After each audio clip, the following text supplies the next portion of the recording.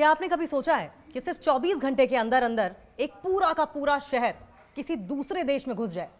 जी हाँ, इतिहास की सबसे बड़ी घुसपैठ से इस वक्त यूरोप थर-थर कांप रहा है। मोरक्को के रास्ते 49,000 लोग अचानक अपना देश छोड़कर स्पेन के एक छोटे से शहर स्यूटा में दाखिल हो गए। आमतौर पर जब लोग मोरक्को से यूरोप भागते हैं तो समंदर की लहरों को चीरते हुए स्ट्रेट ऑफ जिब्राल्टर का रास्ता चुनते हैं, लेकिन इस बार पूरी की पूरी बाजी ही पलट गई। प्रवासियों का ये समंदर सीधे स्यूटा पहुंच गया, जो अफ्रीका की धरती पर मौजूद स्पेन का ही एक टुकड़ा है। लेकिन सबसे बड़ा ट्विस्ट जानते हैं?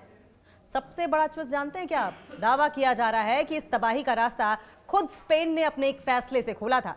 स्पेन की अदालत का एक फैसला आया और मानो मोरक्को के हजारों बेरोजगार युवाओं को यूरोप का फ्री पास मिल गया। नतीजा क्या हुआ? सिर्फ एक दिन में स्यूटा की आधी से ज्यादा आबादी के बराबर लोग सीमा लांघ गए। समंदर में लाशें तैर रही हैं, सड़कों पर सेना की टैंक्स उतर चुके हैं और अब पूरे यूरोप में हाहाकार मच गया है। इटली और फ्रांस जैसे देश स्पेन को बॉर्डर सील करने की धमकियां दे रहे हैं। आखिर क्यों रातों रात 49,000 लोगों ने छोड़ दिया अपना वतन? क्या ये कोई सोची समझी कूटनीतिक चाल है या फिर मजबूरी का वो सैलाब जो अब यूरोप को डुबाने पर आमादा है? आपको इस रिपोर्ट में बताएंगे स्यूटा संकट क्या है, स्पेन की वो भूल जिसने भूचाल मचा दिया है। एक बार फिर से सवाल वही कि मोरक्को के 49,000 लोगों ने अचानक क्यों देश छोड़ दिया? स्पेन ने खुद क्या दरवाजा खोल दिया उनको बुलाने के लिए, अंदर लेने के लिए? और हाहाकार क्यों मचा हुआ है?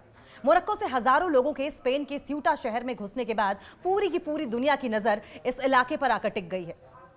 आमतौर पर जब मोरक्को से स्पेन जाने की बात होती है तो सबसे पहले स्ट्रेट ऑफ जिब्राल्टर का नाम आता है, यही रास्ता चुना जाता है। लेकिन इस बार मामला थोड़ा अलग है। प्रवासी सीधे के सीधे स्यूटा पहुंचे हैं, जो अफ्रीका में मौजूद है। स्पेन का एक शहर है और इसकी सीमा सीधे मोरक्को से लगती है। जब भी ये खबर आती है कि कोई मोरक्को से स्पेन पहुंच गया है तो ज्यादातर लोगों के दिमाग में सबसे पहले स्ट्रेट ऑफ जिब्राल्टर आता है। वजह भी साफ है, यूरोप और अफ्रीका के बीच सिर्फ करीब 14 किलोमीटर चौड़ा यही जल डमरू मध्यअक्ष दोनों महाद्वीपों को अलग करता है। लेकिन इस बार कहानी थोड़ी अलग है। गुरुवार को हजारों लोग स्ट्रेट ऑफ जिब्राल्टर पार करने नहीं बल्कि सीधे स्यूटा पहुंच गए हैं। ये स्पेन का ऐसा शहर है जो यूरोप में नहीं बल्कि अफ्रीका की जमीन पर बसा है और जिसकी जमीनी सीमा सीधे मोरक्को से लगती है। एक ही दिन में 49,000 लोग बॉर्डर पार करके यहां पहुंच गए और यही वजह है कि इस बार प्रवासियों को पूरे के पूरे जलडमरू मध्यअक्ष को पार करने की जरूरत ही नहीं पड़ी। हालात इतने बिगड़े कि स्पेन को सेना भेजनी पड़ी। हजारों लोग सीमा की बाढ़ पार करके समुद्र में बने तारा जल ब्रेक वाटर के आसपास से तैरकर स्यूटा में दाखिल हो गए और इस दौरान कम से कम 18 लोगों की मौत हो गई। आखिर मोरक्को के लोग अपना देश क्यों छोड़ रहे हैं? रिपोर्ट्स कहती हैं कि सीमा पार करने वालों में बड़ी संख्या युवा मोरक्को नागरिकों की थी। इनका सबसे बड़ा कारण था लंबे समय से चली आ रही बेरोजगारी। इनके साथ कुछ परिवार, महिलाएं और बच्चे भी शामिल थे जो बेहतर जिंदगी की उम्मीद में यूरोप पहुंचना चाहते हैं। लेकिन सिर्फ बेरोजगारी ही वजह नहीं है।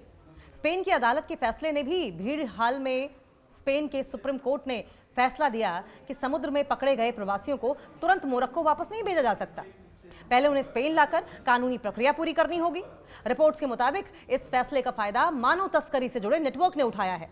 उन्होंने मोरक्को में यह संदेश फैलाया कि अब स्पेन पहुंचने का मौका आसान हो गया और इसके बाद बड़ी संख्या में लोग सीमा की ओर बढ़ने लगे।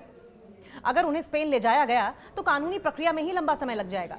तब तक वो लोग यूरोप के दूसरे देश में भाग जाएंगे। क्या इसके पीछे कोई पॉलिटिक्स है, कोई राजनीति है? सुरक्षा विश्लेषकों का यह मानना है कि संकट के पीछे सिर्फ आर्थिक कारण नहीं बल्कि जियोपॉलिटिक्स भी है। रिपोर्ट्स में दावा किया गया है कि मोरक्को की सहायक सुरक्षा इकाइयों ने शुरुआती दौर में कुछ अहम बॉर्डर पॉइंट्स पर निगरानी ढीली कर दी, जिससे कि बड़ी भीड़ स्यूटा की ओर बढ़ गई। बाद में आंसू गैस, वाटर कैनन और दंगा रोधी बल तैनात किए गए। एक्सपर्ट्स के मुताबिक ये घटनाक्रम ऐसे समय में हुआ जब स्पेन के प्रधानमंत्री पेड्रो सांचेज हाल ही में अल्जीरिया गए थे। अल्जीरिया मोरक्को का क्षेत्रीय प्रतिद्वंदी माना जाता है, कॉम्पिटिटर माना जाता है, रीजनल कॉम्पिटिटर। और ऐसे में कुछ एक्सपर्ट्स इसे स्पेन के लिए एक राजनीतिक संदेश के तौर पर भी देख रहे हैं। हालांकि इस संबंध में मोरक्को की ओर से कोई आधिकारिक पुष्टि नहीं की गई है। आखिर स्यूटा क्या है? स्यूटा अफ्रीका के उत्तरी तट पर स्थित स्पेन का स्वायत्त शहर है। ये पूरी तरीके से यूरोप में नहीं है बल्कि मोरक्को की सीमा से सटा हुआ है। एक तरफ इसकी जो जमीनी सीमा है, लैंड बॉर्डर है, वो मोरक्को से मिलता है और दूसरी तरफ समुद्र है। यही वजह है कि ये यूरोप में प्रवेश का सबसे सेंसिटिव रास्ता है, सबसे संवेदनशील रास्ता माना जाता है। स्यूटा स्पेन का हिस्सा कैसे बना, ये भी समझ लीजिए। स्यूटा का इतिहास करीब 600 साल पुराना है। 1415 में पुर्तगाल ने इस शहर पर कब्जा किया। 1580 में पुर्तगाल और स्पेन एक ही शाही शासन के अधीन आ गए। 1640 में जब पुर्तगाल अलग हुआ तो स्यूटा ने पुर्तगाल की बजाय स्पेन के साथ रहने का फैसला किया। 1668 की लिस्बन संधि में पुर्तगाल ने आधिकारिक तौर पर स्यूटा को स्पेन को सौंप दिया। इसके बाद से ये स्पेन के नियंत्रण में है। हालांकि 1956 में मोरक्को को आज़ादी मिलने के बाद भी स्यूटा स्पेन के पास ही रहा। स्यूटा यूरोप के लिए इतना अहम क्यों है?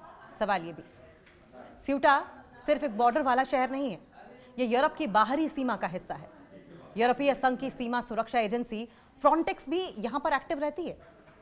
अफ्रीका से यूरोप पहुंचने की कोशिश करने वाले हजारों प्रवासियों के लिए स्यूटा और मेलिला सबसे अहम रास्तों में गिने जाते हैं।